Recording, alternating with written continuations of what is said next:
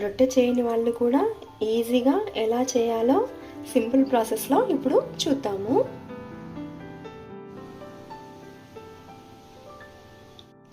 ఇక్కడ నేను 1 కప్పు జొన్నపిండి తీసుకున్నాను.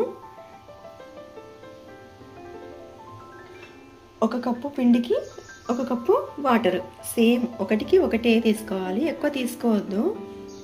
ఈ వాటరు ఒక బౌల్లో వేసి స్టవ్ పై పెట్టి బాగా మరిగించుకోవాలి. వాటర్ మరిగే ముందు కొద్దిగా ఉప్పు వేసుకుందాం. ఉప్పు మనకి ఇష్టమైతే వేసుకోవచ్చు, లేదంటే వద్దు. వాటర్ అలా మరిగేటప్పుడు మనం తీసుకున్న కప్పు పిండి మొత్తం ఇట్లా వాటర్లో వేసేసుకోవాలి. కిందికి తీసి మొత్తం కలిపేసుకుందాం.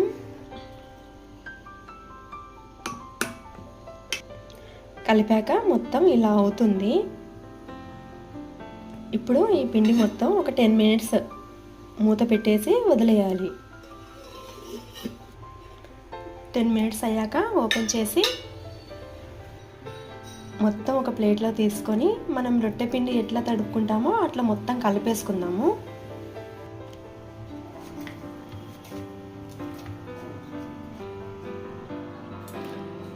ఇలా అవుతుంది. ఇప్పుడు వీటిని చిన్న చిన్న సైజులు, మనకి రొట్టె ఎంత సైజు కావాలో అంత చింపేసుకొని చిన్న చిన్న బాల్స్లా చేసుకుందాము.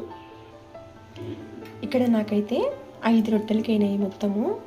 వీటిపైన ఇప్పుడు ఒక తడి క్లాత్ కప్పేసుకొని పెట్టేసుకుందాం.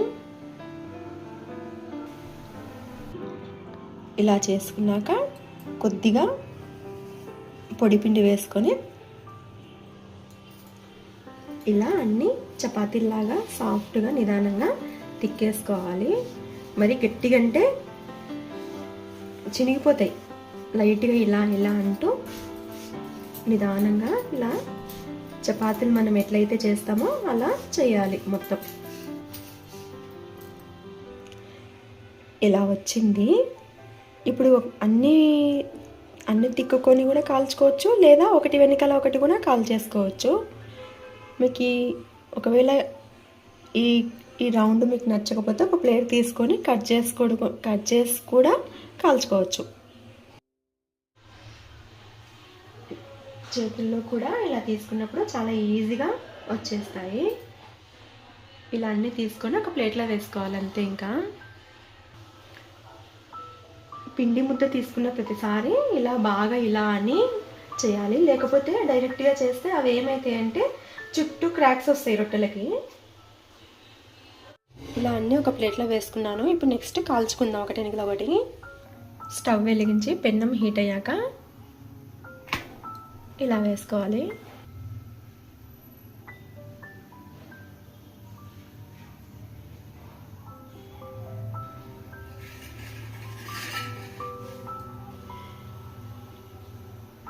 అంతే, ఇలా ఒకటి వెనకాల ఒకటి కాల్ చేసుకోవడమే. ఇంకా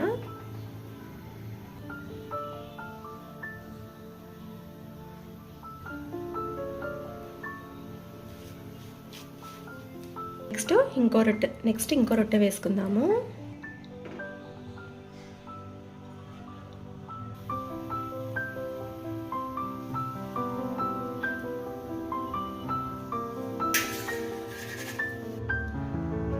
చూడండి ఎంత సాఫ్ట్గా వచ్చినాయో.